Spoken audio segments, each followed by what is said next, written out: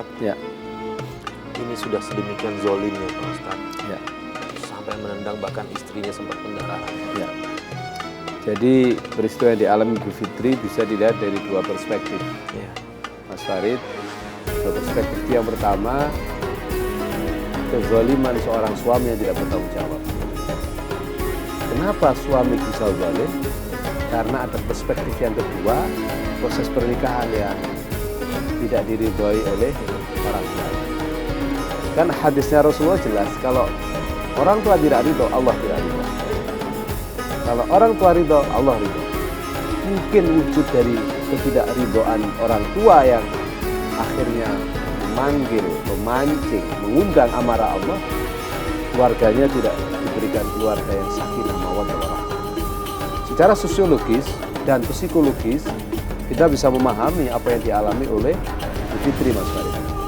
Pemirsa tawakal yang dirahmati Allah, yang dialami oleh Bu Fitri akibat dari suami yang tidak merasa perlu bertanggung jawab dan hormat kepada orang tuanya. Karena dia ketika menikahi Bu Fitri tidak menikah secara normal dengan syariat yang dibenarkan. Sampai tadi kita mendengar walinya nyewa. Ya. Pastikan kalau kita memang betul-betul mau menikah, karena menikah itu adalah ibadah. An-nikahu sunnati faman raghiba an sunnati falaysa minni. Semua harus didesain, dibangun, dilakukan dalam kerangka ibadah, dalam kerangka menggapai ridho Allah. Karena tujuan ibadah yang paling utama adalah menggapai ridho Allah. Maka caranya menikah pun harus benar, agar rahmat dan ridho Allah beriringan dengan tujuan kita menikah. Yang kedua, pastikan ridho orang tua dan doanya harus kita peroleh dengan cara apapun, jangan sampai tidak. Makanya dalam undangan-undangan pernikahan, Mas Farid, pasti di situ ada mohon doa restu. Kalau mohon doa restu itu kita mintakan pada orang lain, lebih-lebih kepada orang kita aja minta pada orang lain, didoakan.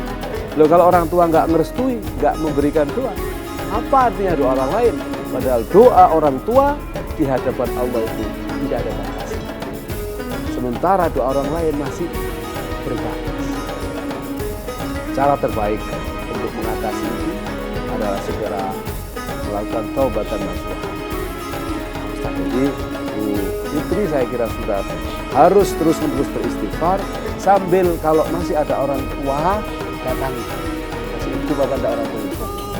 Kalau sudah meninggal datangi di makamnya. Bacakan Yasin, bacakan tahlil, bacakan Quran di sana. Kalau punya uang, rizki, sodakohkan di sana. Sambil berdoa kepada Allah. Aku membaca Al-Quran, sodakoh. Kemudian berbuat amal saleh ini, aku hadiahkan pahalanya untuk orang tua saya.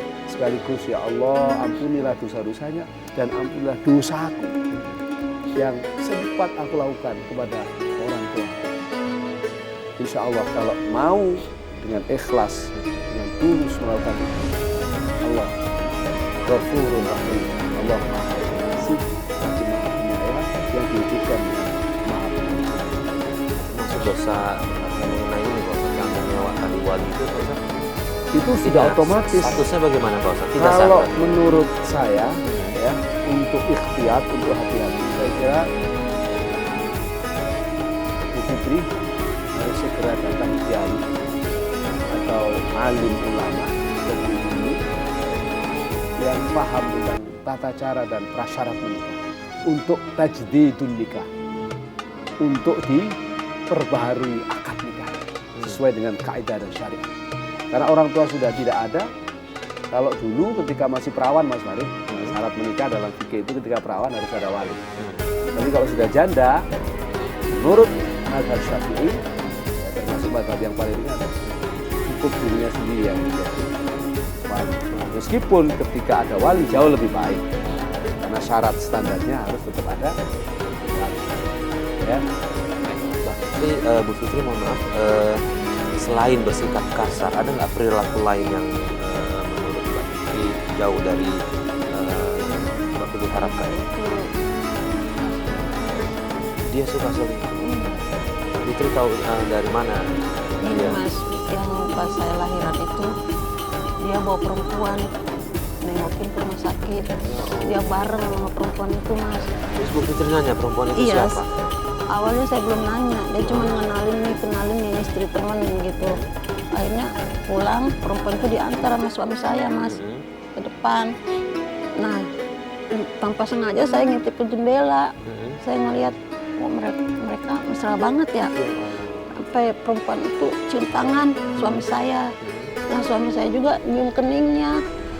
Saya gila, itu istri temen kok sampai segitunya ya. Terus itu gak lama suami saya masuk ke dalam, kembali ke saya. Saya nanya, ya itu siapa? Kok kayak gitu ya katanya. Emang kenapa katanya? Kamu nanya aja katanya. Kan wajar doang tuh nanya, kok sampai segitunya yang nyium kening dia. Udah diam aja lu, bawel katanya tuh. Kamu aja nggak becus katanya gitu. Kok begitu sih? Ya terus gitu marah dia, dibanting tuh gelas. Anak saya juga mau dibanting Mas. Sampai dia ngomong, ini anak aja bukan anak saya katanya. Kamu tuh selingkuh, digituin aku Mas di rumah sakit. Penasaran aku, apa benar istri temannya? Hah? Siapa perempuan itu? Jangan-jangan itu pacarnya.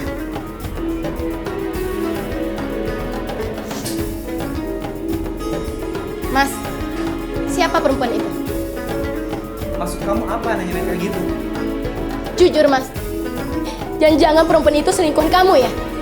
Beraninya ya kamu nuduh aku? Aku itu nggak kayak kamu, wanita tukang selingkuh kamu.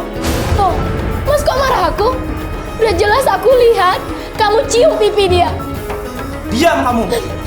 Aku juga yakin ini bukan anak aku kan? Ngaku kamu, ini anak dari laki-laki mana? Mas, sadar Mas. Ini anak darah daging kamu Mas. Alah, aku nggak percaya. Dan aku juga nggak peduli karena dia memang bukan anak aku. Udah, Mas. alah. Mas Andi. Tidak banget ada suami seperti itu Pak Ustadz. Nah, saya juga speechless, saya tidak bisa bicara. Saya bisa merasakan kesedihan, apalagi tadi ketika Bu Fitri bercerita membanting anaknya. Iya, ya Allah. Astagfirullahaladzim. Tapi saya menjadi maklum, menjadi sadar dan paham Mas Farid. Ini akibat pernikahan yang tidak mengikuti apa yang disarankan oleh Rasulullah. Harusnya kita kalau mau menikah, sadar betul siapa calon suami atau calon istri yang akan menjadi pasangan hidup kita. Kalau kita tahu perilakunya misalnya buruk, ya harus siap membayangkan keburukan yang akan terjadi. Karena kesadaran manusia itu hanya bisa dikontrol dalam beberapa saat. Kalau dia tidak punya iman kepada Allah. Ketika kesadaran manusia itu hilang, dia akan menjadi kebinatangan baru. Makanya kan dalam psikologi itu manusia disebut sebagai homo sapien. Ya. Binatang tapi berakal, gitu loh. Ada binatang yang nggak berakal, tapi manusia binatang yang berakal. Ketika akalnya hilang, maka dia menjadi Binatang. maka binatang pun tidak akan pernah dia menyakiti anak-anaknya, membanting anaknya. Dan manusia bisa lebih kejam dari binatang. Nah, ini Al-Quran sudah mengatakan orang yang dekat dengan Allah itu bisa melebihi level dan kapasitas serta tingkatan kemuliaannya malaikat. Tapi manusia lebih buruk dari setan, lebih banyak. Ketika dia tidak mengindahkan ketentuan-ketentuan Allah, membuang akalnya, dan selalu ingkar, melanggar perintah-perintah. Baik, Fitri. Dari mana Bu Fitri yakin pada saat itu dia menjawab bukan selingkuhannya. Iya. Terus kemudian Bu Fitri tadi berkali-kali bilang kalau itu adalah selingkuh. Nah, dari mana? Itu gini Mas, saya sengaja nanya ke adiknya Mas. Terus adiknya ngaku, oh iya Mbak, emang dia udah lama. Oh kamu baru ngomong, gitu kan?